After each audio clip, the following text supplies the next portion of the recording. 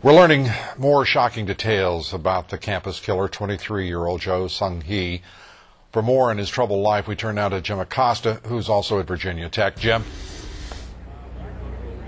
Well, good evening, Lou. Yes, earlier this afternoon, we tracked down the former chair of the English department here at Virginia Tech, a woman by the name of Lucinda Roy, and she painted an eerie picture of this young man. She says in the fall of 2005, one of Cho Seung-Hui's professors, a creative writing professor, came to her with some of Cho Seung-Hui's writings and saying that these writings were very disturbing. She was so disturbed by what she read, she took those writings to university officials, and she says when she took those writings to university officials, she was told that there was nothing that could be done.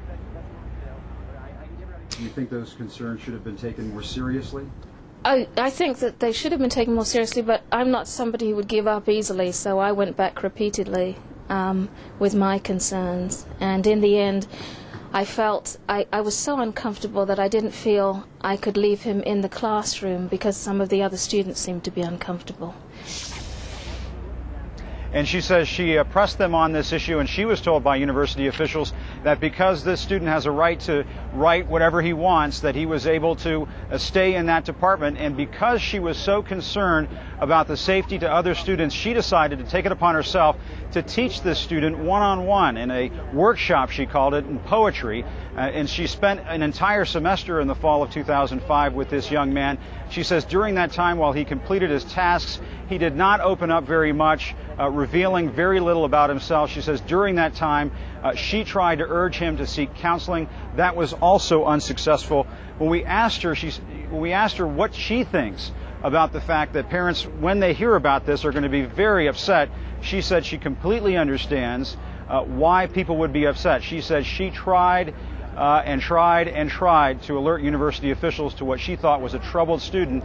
She says in her 22-year career, this was, quite frankly, the most troubled student she had ever run across. Lou?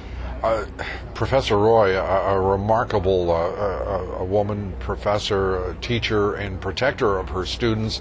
The idea that a student like Jo Seung-Hui could not be dealt with by the university, and by dealt with I mean helped, is that because of privacy laws? What is the reason?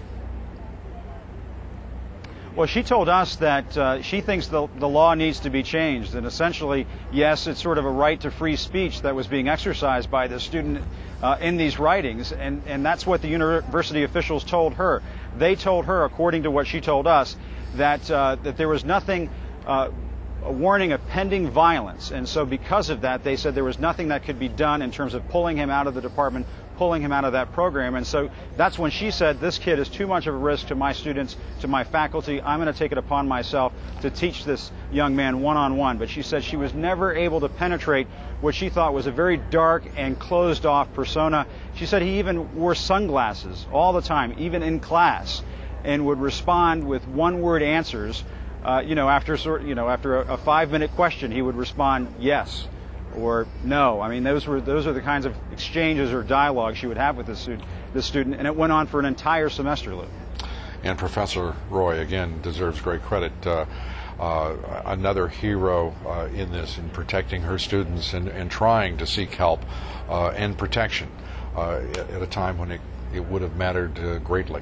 Thank you very much.